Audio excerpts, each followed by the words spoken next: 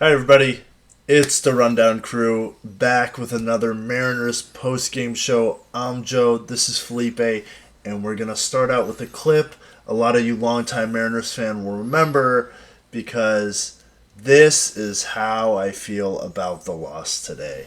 I don't know why I thought of it, but let's just take a look. Goodbye. Bye. Whoop. Encarnacion. La Cotorra. Yeah.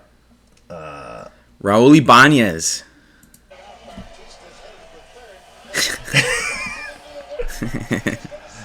Yeah. Look at that fan there. It just doesn't understand what's going on. And all the Blue Jays fans in Safeco. Carter Capson, the catcher. Who's the catcher there? Probably like Rob Johnson. Probably like, what the hell was that? I don't understand how this happens. Yeah. Yeah. I'm sorry, I don't get it. I don't get how that happens. Oh, it's Mike Hargrove. That is not Mike Hargrove. That's not Mike Hargrove. Who was that? Who was it? I don't know who that was. Wow, how do you know that might have been like didn't we have an interim coach or manager? Oh, Dan Herron? Dan Herron. No. No, something. I forget. We had a guy named last name's Brown, and then we also Darren Brown. I think it might have been, but he was a manager for that was not Mike Hargrove. No, you're right. Generic white guy though. Anyways, this is how we feel. Raul Ibanez did a lot of great things. This wasn't that great, but this was also hilarious. Yes, it was. Anyways, now we're gonna start the show. Today, the Mariners lost 6-3. Although they did give us a little bit of hope at the end of the game with that walk from Mike Ford and then the hit. So by Haggerty. Yeah, Haggerty. Put 2 on, brought JP up, tying run to the plate. Yeah. A little bit too late, but that's okay. It is what it is. I mean, Kirby only went 3 innings. I think he's still a little bit under the weather. Hopefully he bounces back for the next go-around. But my question is if he's still kind of under the weather, and I know every player wants to be out there. Everybody wants to compete. But as a team organization, as your medical staff and your managers, like I don't know, if you have a sense in that, what's the point of pitching it? I don't think they had the arms. I just don't think they had the arms. Then you just have to put a few guys, like, I don't know. I guess to me it's like, is it really worth risking? I think it was. I think Kirby might have just really been like, yeah, I'm ready to go. Like, I can do this, blah, blah, blah. And, he might have, just put on a good show, right? And then all of a sudden, I guess fatigue. I think I disagree. I think I really would be like, I don't. At this point in the season, things are so tight. Yeah. Right. They just lost 2 out of 3 to the Mets team. But I think that's why they give him a chance, right? Because who are you going to put in? Weaver can't go in again. But you could pitch these guys like until they run out. Where a guy's fatigued. He's not going to be pitching as sharp as he normally does. I don't know. This easily could be a series that we look back on and say this was the series that we should have capitalized on, right? Yeah. Every team that fails to make the playoffs and just by a game or two, you always have that series in September, late August, where it's like, wow, we should have really taken. That was the opportunity to take games there, and we didn't. Yeah. And I'm not saying that this is that series, but these games are so important that if they knew that going into the game, I'm not sure if they did. I'm not saying they did, but if they knew that going into the game, is that really worth the risk? Yeah, but I don't think they knew. That's the thing. Okay, fine. Yeah. I mean, if they didn't know, think they knew. I think they looked at Kirby and then they saw that he wasn't as sharp, and then they might have seen like fatigue as the game started building up. And Yeah, I guess. I mean, we don't really know. We're just we're only assuming Yeah. from what And we we also saw. didn't watch the game. We listened to the game. We listened. We listened. We were doing a little road trip. We did, and we got some exciting stuff. We'll talk about that a little later. Yes. But let's look at the box score. You want to talk about Canzone? Yeah. So let's start off. Mets out hit the Mariners 10-6. Yeah. Okay. Half of those hits came from two guys. Mm-hmm. Canzone went 2 for 4, big home run, and then your guy Mike Ford went 1 for 3 with a home run, and that was the scoring for the day. Yeah. That was it. Yeah. Offensively, there was really not much to go off of. Your star guys also didn't contribute. JP went 0 for 4. Julio went 0 for 4. Yeah. Raleigh went 0 for 2. He had 2 walks, so he's on base. Yeah. But Suarez started went 0 for 3. Yeah. Right? A lot of offers today, a lot of goose eggs. Yeah. So not your typical performance. I know I predicted yesterday that the Mariners would. I considered that I thought Kirby was going to go a lot longer. Yeah. Just didn't really perform. So I think that's honestly the big reason for the loss.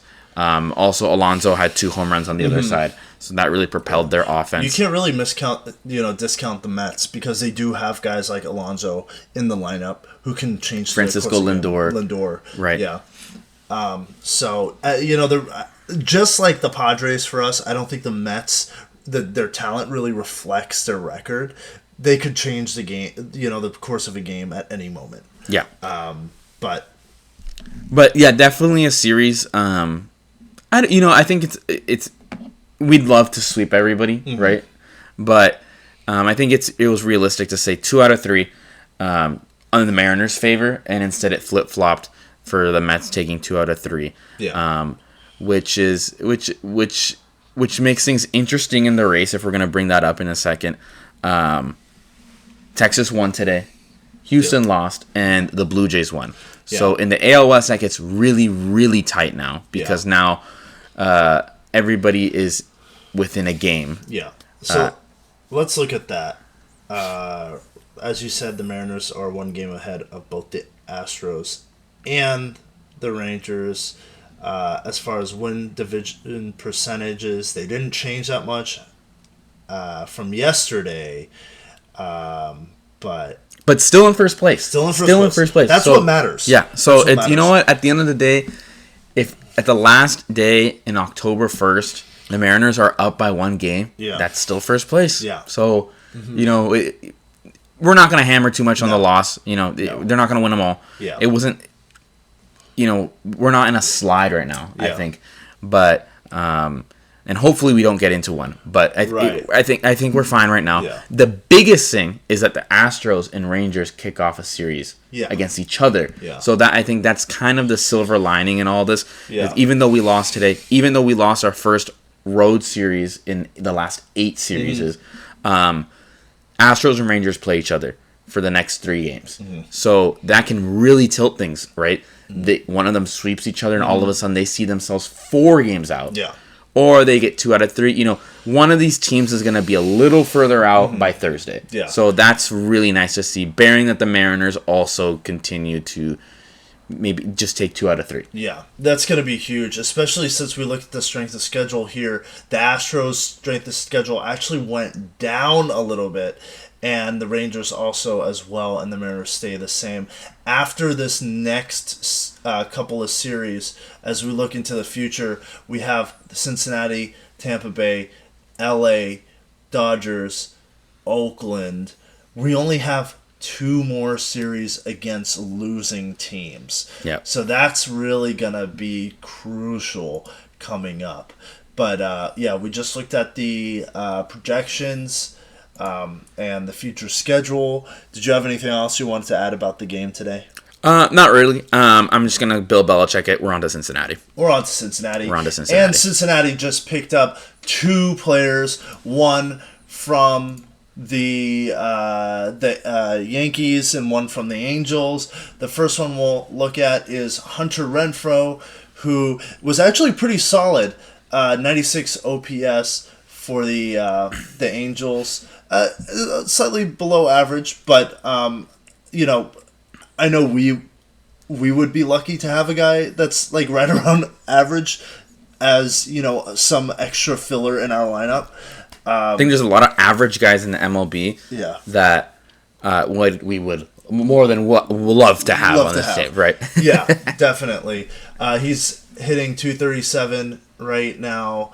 Only 19 home runs so far. So he's got a little bit of pop. 31 doubles. That's pretty good. And then we look at Harrison Bader, who's only played 88 games this year. A little bit worse than average as far as hitting goes. But, he, again, bolsters the lineup, right? So they got adds a little depth. Adds a little depth to them. Definitely. And as much as we keep talking, every series is important. Every series is important, and we talk how tight the Mariners are right now with everybody else. Yeah, it cannot get much tighter than where Cincinnati is standing right now. 4-way tie for that last wild card spot in the National League. Yeah, Miami, San Francisco Giants, Arizona Diamondbacks, and Cincinnati all tied for that last spot. They really don't have much of a margin for error in terms of going on a losing streak. So it's even more important for them to keep on track series by series by series. Yeah. And that really starts tomorrow with the Mariners. So it's huge important. It's crazy how much we just, this series is important. As the days trickle down. It's exciting. It's really it's fun to watch because that's what's baseball. We love baseball as baseball fans. We love this is what we want, right? Oh, yeah. This is the kind of matchups that we want. But Reds are right in the thick of it. As you can see here, put it on the screen. The Giants, Marlins, Diamondbacks, Reds, like you said, dead heat with the Giants, Marlins, Diamondbacks, exactly the same record at 70 and 67. With the Reds, actually 1 win and 1 loss, greater than that at 71 and 68. And you can see Fangraphs only give them a 60% chance to make the playoffs. With the Marlins, a little bit better at 26%. I know you like the Marlins. I think it's a little low. It's a little low. If I'm not a Mariners fan, I am a Marlins fan. Yep. I do root for two in the last 15 years, two of the worst teams. But that's okay. Yeah. Go Mariners, go Fish. And we have the Diamondbacks, our friend, longtime friend, Paul Sewald is there. And Marte. Cattell. Yeah, 33.4% for them and 48.7% for the Giants. Mr. Haniger, we see you over there at the Bay. Yeah, well, I think he's still injured, isn't he? But he's still over there somewhere. Yeah, he's still there. The Marlins will have the hardest path, it looks like, for the rest of the year with a 528. That's just making them stronger for playoffs. Yeah. Is what it's doing. Yeah, right. It builds character. Yeah, builds character. They're just getting it. That doesn't matter. It doesn't matter. They have a stronger schedule. Yep. They're gonna make it. Yeah. Right. I don't know. That's my take. They're going to make it, I believe. Yeah. With the Giants and Diamondbacks around the 480s as far as strength schedule. The Reds right about 500 at 498. And that number is going to go way down after this Mariners series. So they're going to have a much better path to playoff contention for the Reds. Let's look at ahead the pitching matchups for the next 3 games. We got Brian Wu against TJ Anton. Bryce Miller in the second game against Connor Phillips, and the third game, Logan Gilbert against Lyon Richardson. Let's look at the first matchup with Brian Wu. I know you're not a big Brian Wu fan. I like him. I think he's good. I just, I would like to, I wouldn't say that I'm not a big fan, I guess. It's easy to say that for me, it's easy to say that he is the lesser of our Giants in starting pitching. Yeah. But at the same time, you got to look at it in a way where it's like we have such great starting pitching that yes, we do. Right? That it's kind of nitpicking. Yeah. Right. I'll admit I am nitpicking a little bit. But he's not bad. I just again I like I said I think he's the lesser of our Giants. Yes. We look at his ERA 4.15. Good. Not great. FIP at 3.78, a little bit better. That's fielding independent pitching. He gets a lot of strikeouts. Strikeout per 9 is at 9.42. That's a really good rate.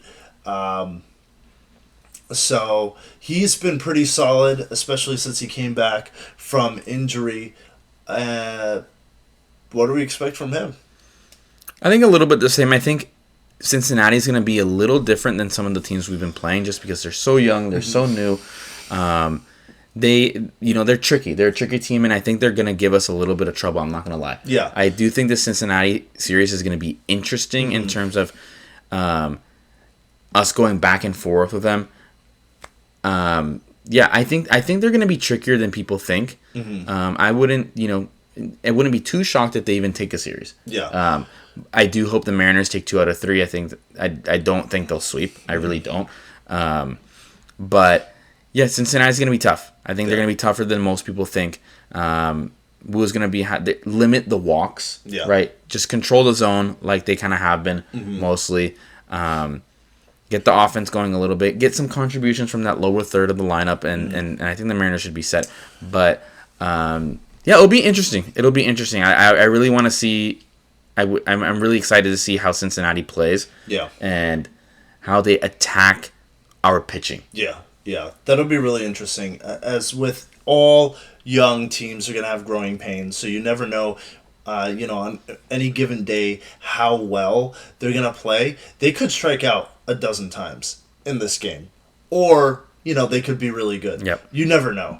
But let's look at TJ Anton. He looks like he's going to make his first... he's only pitched one inning. One inning. Yeah. So it says RotoWire News. It says Anton to serve as the Reds' opening pitcher for Monday's game against Seattle. So last year he had... Oh, that's 2 years ago. Okay, 33 innings pitched. 2.14 ERA, 2.8 ERA the year before that. Okay. Yeah, so not a whole lot of service. Not a whole lot of service, but he looks like a serviceable reliever. But don't know too much about him. Don't know why he hasn't pitched in a couple of years. But hopefully the Mariners can come out and hit this guy after only pitching one inning this year. Yeah, and I think that goes to Mariners' favor a little bit, at least for the first game, just because they're a little more seasoned in terms of youth-wise, able to make better adjustments. If they can stay patient at the plate and not press, I think they should be able to get to Cincinnati the first game at least, and then we'll go from there. Yeah. Well, this explains why they need an opener. It looks like they have a lot of guys on the IL currently. Yeah, look, there's Luke Weaver. Luke Weaver, our friend. Plays on the Mariners. Yeah. Picked them up on waivers. Yes, we did. They've got a pretty good bullpen, it looks like. But I think what will be crucial, is coming out, hitting them hard. They have an opener tomorrow, so they're going to use a lot of relief pitching, get a lot of those guys out there, get them innings, get their pitch count up so that we could see, maybe a little fatigue set in for those next couple of games. Yeah. Yep. I agree. So I think it'll be a good 3-game series. Yeah. I agree. So let's look at going forward. The Mariners actually have an injury with Mike Ford. Mike Ford is replacing Ty France because of his injury. Ty France is day-to-day currently. We don't know if he's going to play tomorrow for sure. But let's just look at Mike Ford and his last few games. It looks like he has been getting on base, kind of, getting a couple of hits here or there.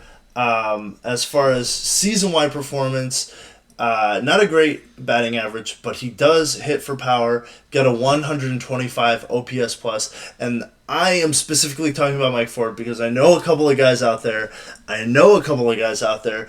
especially on the Twitterverse, especially one of my really close friends who don't believe in Mike Ford, who really, really, just like, after time and time again, Mike Ford just shows up.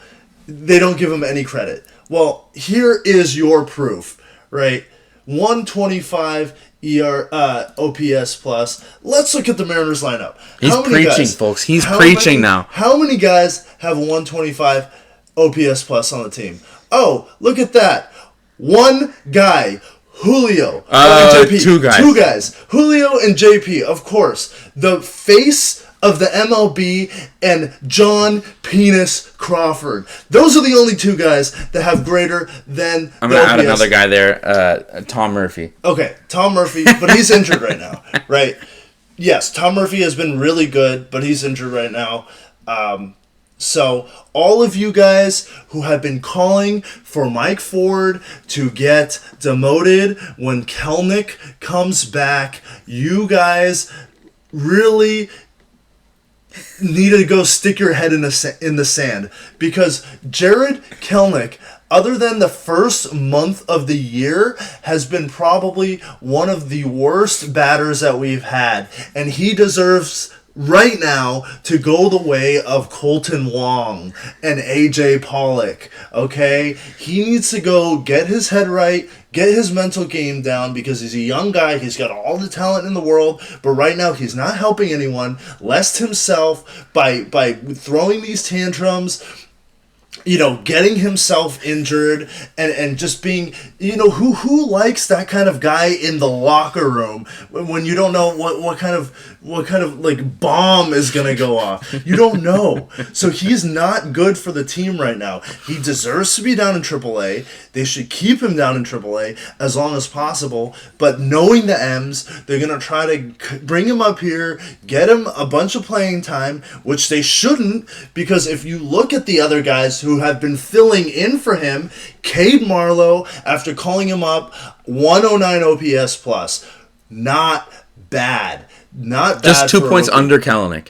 2 points under Kelenic for the whole season. And Kelenic had a great Canzone, 1 point under. Rojas, 4 point under. 4 points under. So I'm feeding this right now. I'm feeding this rant right now. So we've got guys that are performing, and it is not fair to them. Dylan Moore's got a 121 OPS. Where did that come from? Well, he gets on base. He doesn't swing it. What does he do? Or what does he do? He gets on base. He gets on base. He gets on base. He doesn't Moneyball. He doesn't swing at balls in the dirt and then get upset at himself after, he strikes out. Of course you're going to strike out. The ball was in the freaking dirt. This isn't cricket.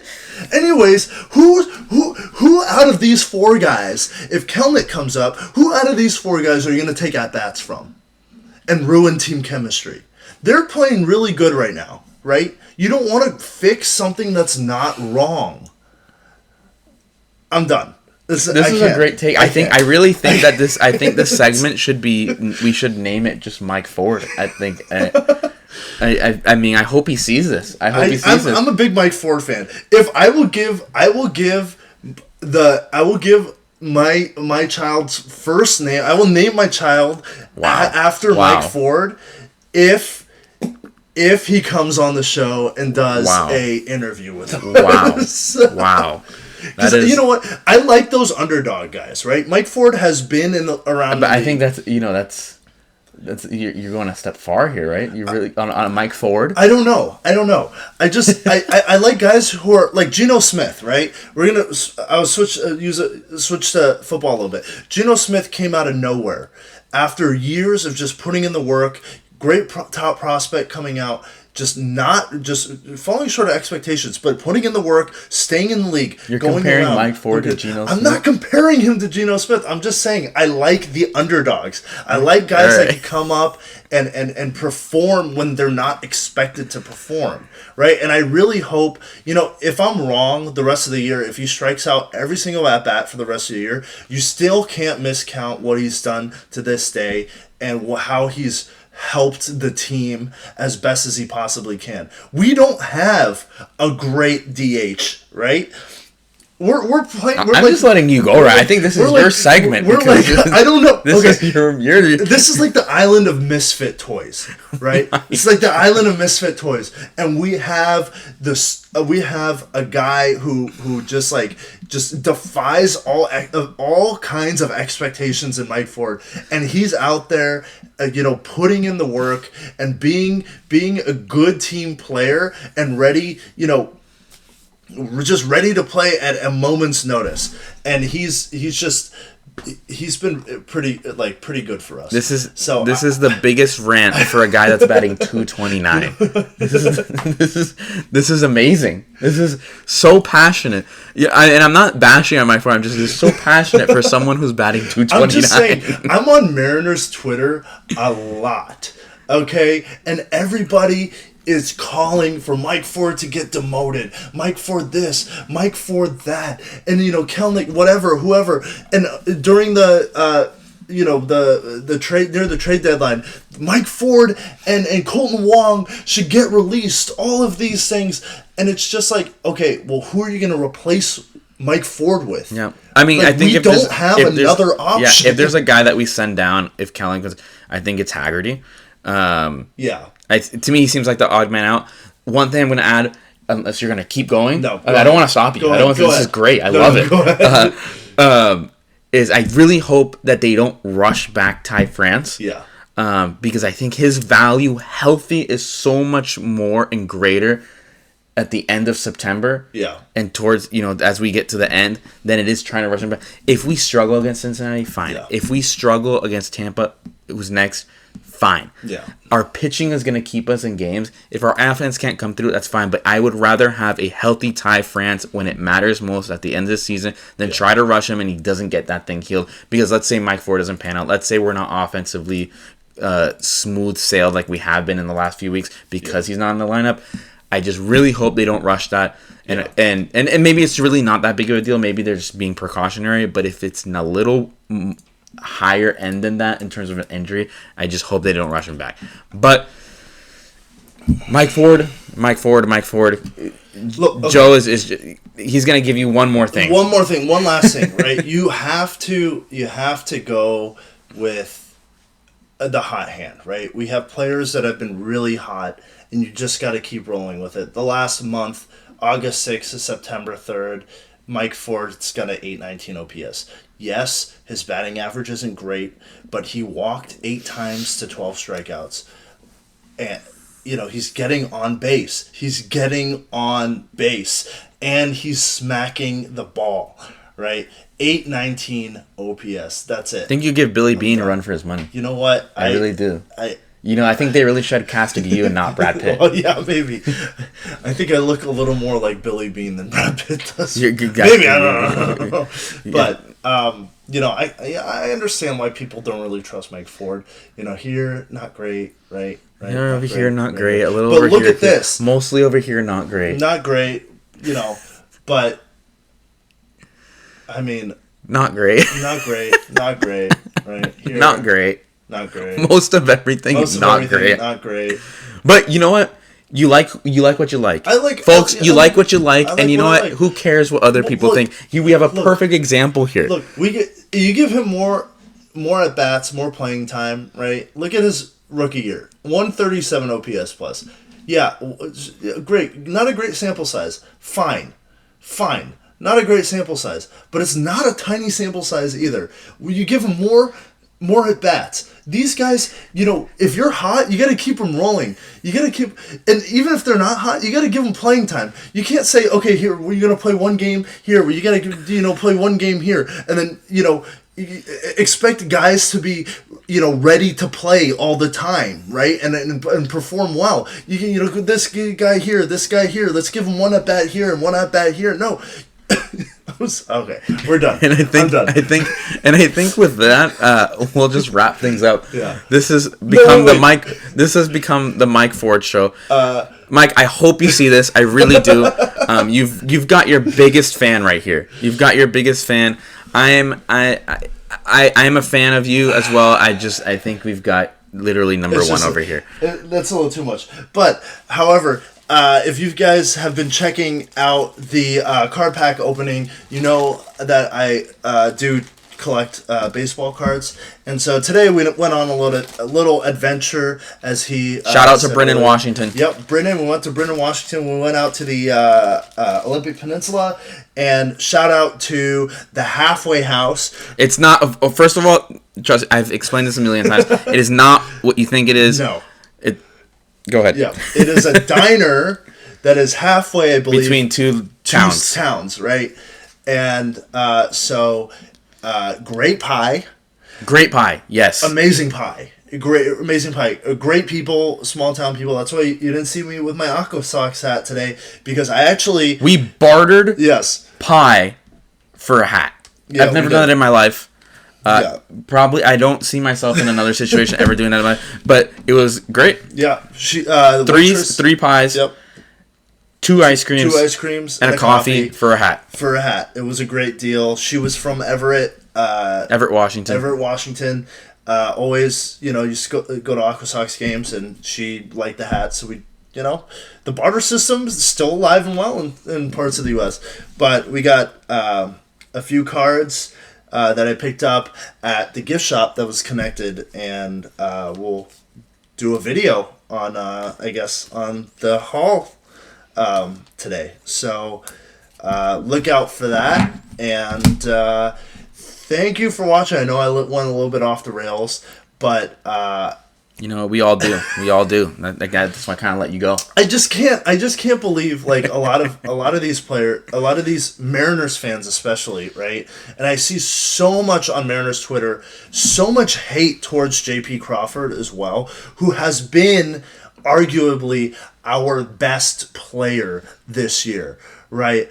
One of two. If you're talking about Julio and JP, yeah, you can debate between those two guys, but there is no real close number three, right? And so a lot of guys on Mariners Twitter, they're saying, "Oh, I wish we had Trey Turner. I wish we had got Carlos Correa, Xander Bogaerts, all of these guys." Bull fucking shit. We know we had the guy, our leader in the locker room, fan favorite. What, you spend $300 million on a guy who can't hit out of when we're gonna spend that for Ohtani anyway. Exactly. We need the money for Ohtani. Who else are we gonna re-sign? We gotta re-sign JP. We gotta extend Raleigh. Maybe even Ty France. But then a couple of these guys. Logan Gilbert, I believe, is going into arbitration next year. Kirby is... Eventually, we got to pay all these pitchers. Yeah. So, and, if we want to keep Teo's been doing well. Suarez, if we want to keep these That's an interesting conversation. You bring that up. No, we're not going to talk about it right now just because we're a little long here. Yeah. But that'll be interesting to talk about later, maybe in the offseason, what to do with Teoscar Hernandez. Yeah. Because I'm kind of on the fence. Especially depending on who we can bring in, potentially. Yeah. So we'll see. But I think that's good. Did you get all your Mike Ford stuff out? Yeah, and it's probably, is it out? It's probably better. Do we have to burp you out a couple more? Probably. It's probably better to cut me off now before I go too long-winded if I haven't already. Anyways, thanks for watching. Love the support. Please like, subscribe, comment. Maybe we'll get Mike Ford on here. Yeah, maybe. Hopefully. Maybe. He might get too excited. So I might. See you guys next time. My